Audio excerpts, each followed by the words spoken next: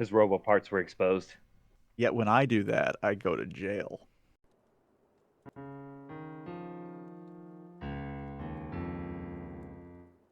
Welcome to Tairimo Boys Podcast. I'm your host Cody. With me in second chair is the boy who's a master of shooting genitalia. It's Jeremy. Headshot. I've always wanted to say that. Thank you. What crotch shot. With me in third chair is the boy who's really more machine than boy. It's Ryan. Going on? Today we're gonna get a blast from the past by going back and reviewing the 1987 RoboCop movie titled RoboCop. You couldn't figure that out. So the reason we're reviewing this movie is that the new RoboCop Rogue City game came out recently. We talked about reviewing RoboCop in the past, but we were so busy with all the other stuff that we just now got around to it. It's kind of relevant. Ryan, Jeremy, have you boys played it yet? I Negative. have not. Okay, well, I'm the odd boy out here because I have played it, and I'm going to say this. It is a very good game if you go into it expecting RoboCop, but do not expect it to be a AAA game. On Steam, it has around a 92% positive rating. We're not doing another video game review, so RoboCop, Rogue City, if you want to play the game, buy it. You'll definitely enjoy it. As for the movie, Jeremy, what were your first thoughts? I did not remember this a lot from when I first watched it, except for the ending. I did vaguely remember really enjoying it. Rewatching again was a blessed experience. Ryan? One of my all-time favorite movies. It doesn't feature Indiana Jones Or Batman? or Batman. I hate ranking my movies from top to bottom, but this movie, it's definitely a classic. I love it's something I can just watch over and over again. I don't know what you'd call it. It's very 80s movie where it's really action oriented. Mm-hmm. The Staples 80s movie. The music is iconic, the characters are iconic, the acting's absolutely amazing, and this movie, it is extremely quotable. It's great all around. Speaking of the music, did it sound a lot like Conan the Barbarian to you? In some of the scenes where they were driving? I didn't really think about it. I swear I felt it. Ryan, did you? I didn't pick up on that, but now you have me excited for a RoboCop Conan crossover movie that I'll never get to see. What could have happened? Yep. I think Arnold was actually the first choice for RoboCop, but they couldn't. He just looked massive in the suit. They're like, let's just get that skinny guy. Oh, funny story on that. So here's your little fun fact. Peter Weller, who plays RoboCop, he couldn't fit into the cop car with the suit on, so they're very careful in how they angle it because he could only wear half the suit at a time. His robo parts were exposed. Yet when I do that, I go to jail. That's why you need a Robo Wiener. Or dressing like RoboCop. Ryan, did you meet Peter Weller? I was in the same room with him at a convention. Didn't talk to him, but I got to hear him talk, and it was a trip. Hey, that counts in my book. This wasn't a furry convention, was it? No, no, that was the next day. So, for anyone not familiar with this movie, what it's about is you have a cop, his name's Murphy. He ends up getting killed and resurrected as RoboCop. He basically is forced to enforce the law. And so over the course of the movie, we see him get his revenge for his death and take down the criminals that did this to him. So, Jeremy, what's your favorite quote from this movie? Circle back to me on that one. You're always the circle back boy. Ryan, go ahead. I'll buy that for $1. That is a good one. You're taking the easy way out. All right. Yeah, Jesus. Yeah, I'll buy that for $1. That was a fun one. I also like bitches leave. Well, there's mine. 2 simple words, but they're so very effective. So, time for more fun facts on both of those lines. So, Nancy Allen, who played Lewis in this, the first time she arrived on set, they were filming the I'd Buy That for $1 sitcom. And if you're unfamiliar with the movie, people at home, there's a lot of satire when it comes to current events going on in here. And one of the things is anytime someone's watching TV, they're watching this really cheesy, badly acted sitcom, while the rest of the movie's extremely well acted. And she arrived on set whenever they were filming it to put on the TVs, and she thought what the hell did I get myself into? This could be a bad movie.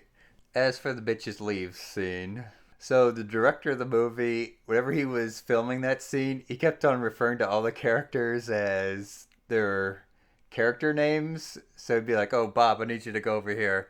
Clarence, I need you to do this. Bitches, I need you to go over do this." And Kurtwood Smith, who plays Clarence, he just kept on cracking up at this. I gotta say though, the villain of this movie, being the dad from that '70s show, is just really wild. Isn't it? I expected him to call everybody dumbasses. Nope, just bitches. He tried to put his foot up RoboCop's ass, but that proved rather difficult. God bless you, Red Foreman. I mean, Clarence. So, Jeremy, have you ever seen the second or third movie? Bits and pieces. I remember nothing from it. Ryan, I already know your answer, but the audience at home doesn't. Yep, we've seen all three. Number 3 is a travesty of cinema. Yep. Okay, so this is more for Jeremy. Maybe I did see it. I just blocked it out of my mind. Who knows? Good. Childhood trauma. I wish I could do that. So the big thing with the '80s is adult movies like this. They try to turn it into a toy line for kids. So this movie, it's got drugs and blood and boobs in it. Yep, they were trying to market it towards kids. So, Ryan, have you ever wondered in the second movie why they moved to a fantasy drug called nuke? I have now. So I always wondered it. First movie, you got it's cocaine. They even tell you it's cocaine. There's fights, not fight scenes, but gun fights that there's like cocaine flying all over the place. And then the second movie, they move over to this imaginary injection drug called nuke. I always kind of wondered that. I didn't read an answer, but I think I got the question answered. So, like I said, they tried turning this into a toy line. This movie, it's rated R. With RoboCop 2 and 3, they were trying to go for a more PG rating. So, of course, cocaine's going to get cut. I don't know if it's the... Not the way it's usually cut. I don't know if that's the actual reason why they moved over to Nuke, but that's me putting 2 and 2 together. If I'm wrong, correct me in the comments below. How awesome is it that a movie that satirizes capitalism sparked a multi-million-dollar franchise? It's not so much satirizing capitalism as it is like Reaganomics. Well, that's still capitalism. It's unfettered Reaganomics was basically unfettered capitalism. Oh, we're getting political here. I'll get off my soapbox. So a funny thing, like a couple weeks ago, I think I was like looking on Twitter or something. Twitter, of course, is a shithole, and someone was going like, "Oh, this place is a paradise because you've got gender-neutral changing rooms." Okay, you get to see boobs in the changing room. You know what else you got? You got criminals all over the place. The police are underfunded. The companies owns everything is completely corrupt. You do not want to be living in this universe. Well said, sir. Well said. And that's the good thing. It's literally purposely satirizing like Reaganomics, and it's just having a whole lighthearted chuckle at how evil corporations can be. And then we get to the modern era, and corporations are trying to do all this shit. Heads up, keep an eye out for the evil CEO, guys. They're always the villain. This isn't a Marvel movie. Well, I don't know. That board of directors would tell me different. I could have been fooled. So let me tell you a little story. So if you don't know, there was an animated RoboCop cartoon in I think it was the early 90s. In my freshman year at high school, I got in trouble for singing the theme song of it and got sent to the principal's office. Was the TV series actually good? Well, I mean, it was a cartoon. I remember it being good. Does it hold up today? I don't know. I don't know. I've never heard of it till now, so now I'm interested. Ryan, do you remember anything about the cartoon? I remember the fact that Clarence Boddicker's in it. Good old Clarence. But he's not saying bitches leave in it. No. You do see a first-person view of him shooting Murphy. You gotta admit, though, that scene where Murphy's getting executed, that is the most uncomfortable scene ever. Yeah, it's pretty damn hardcore. Like when he holds his hand up after it just got shot off by Clarence. It was a little rough to see. That's why the movie's so good, is it establishes like how crazy and psychotic the bad guys are, where they're willing to torture someone like that. It's supposed to be like a Jesus allegory too, where Jesus getting the nails to the hand, but poor Murphy gets Some slugs. he gets some buckshot in the hand before he gets resurrected as Jesus. Robo Jesus. This movie, it's like a perfect showcase, like how good of an actor Peter Wells is. Like as soon as like he's first introduced, he's like acting like all charismatic with the police chief.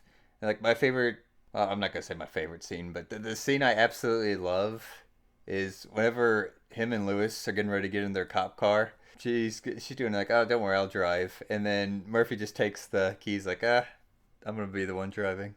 Like he just like oozes charisma, and it's funny because for the rest of the movie, he's just a fucking robot.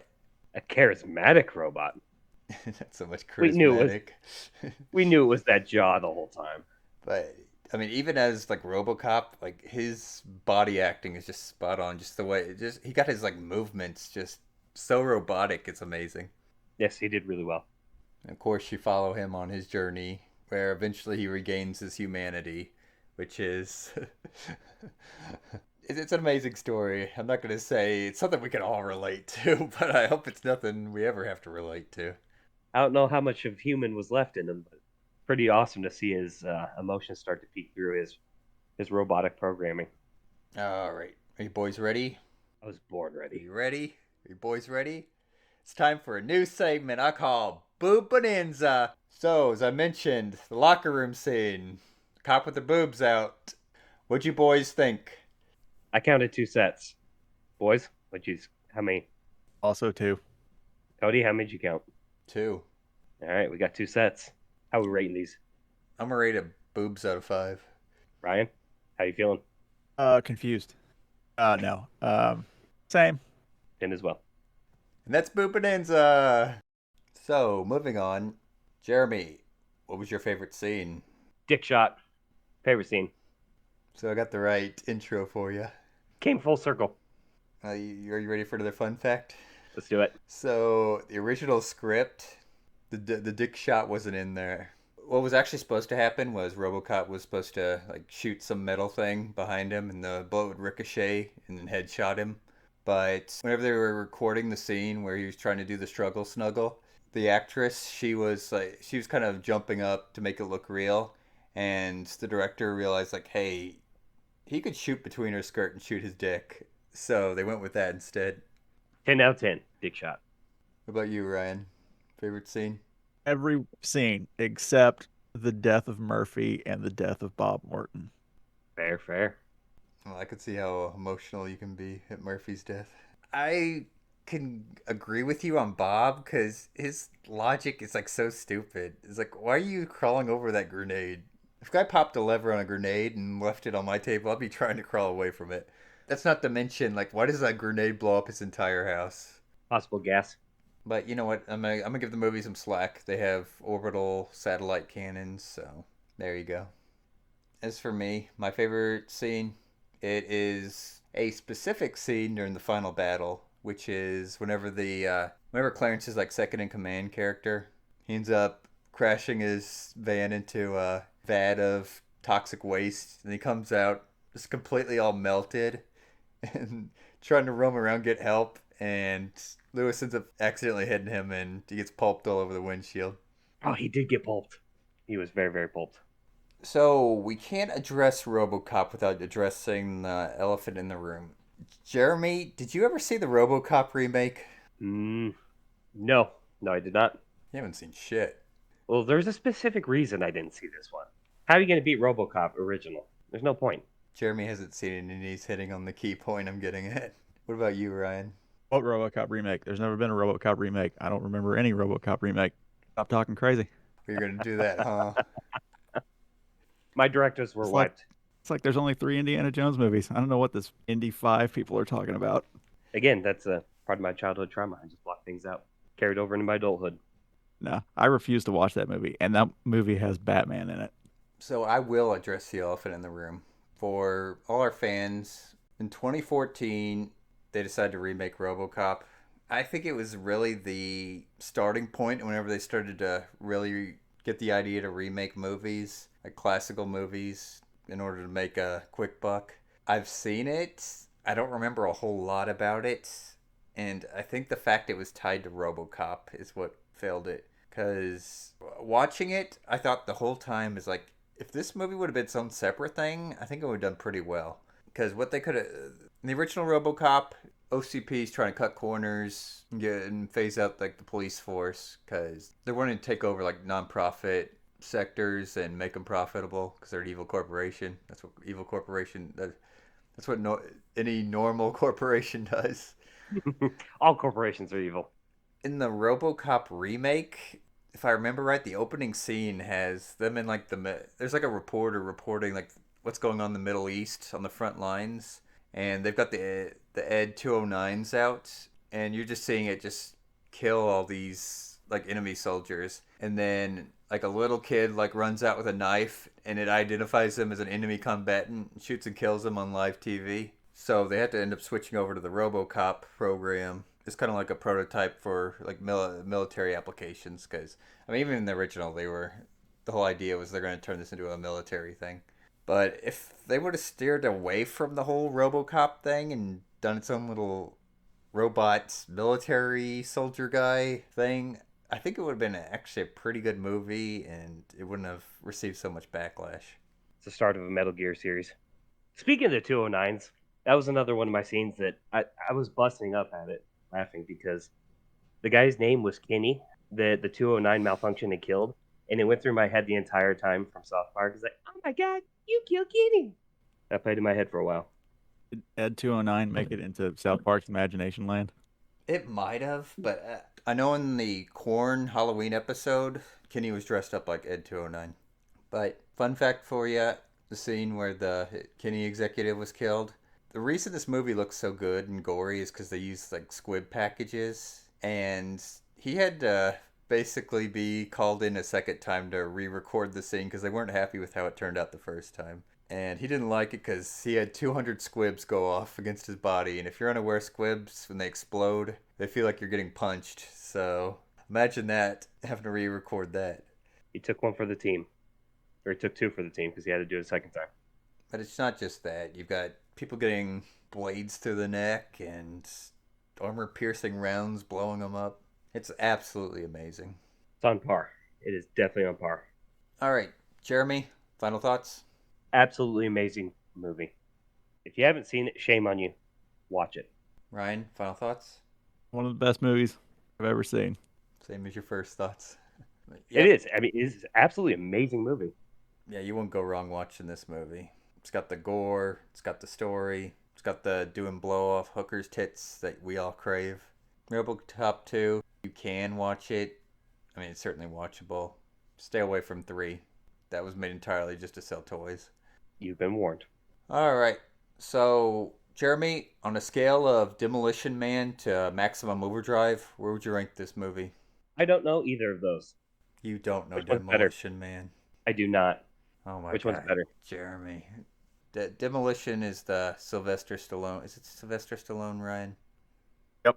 Movie where he fights Wesley Snipes. He's frozen and has to go to the future to fight him, where everyone's PC. Then Maximum Overdrive's the Stephen King book adaptation about the living trucks. About living trucks. Yeah. No. I have not seen either of those. Whatever one's better, I rate it just above that. Ryan, what about you, since you actually know what I'm talking about?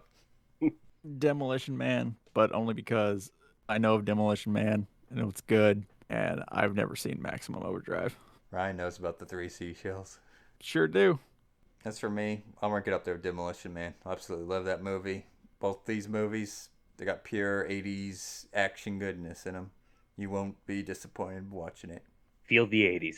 Feel it. Embrace it. All right, everyone. Thank you for listening to another episode of Tairimo Boys podcast. Don't forget to like, subscribe, leave a comment. Tell us how you love RoboCop. And don't forget to ring that motherfucking bell. Stay tuned for more episodes. We ended the podcast. Why you guys still here? Bitches, leave!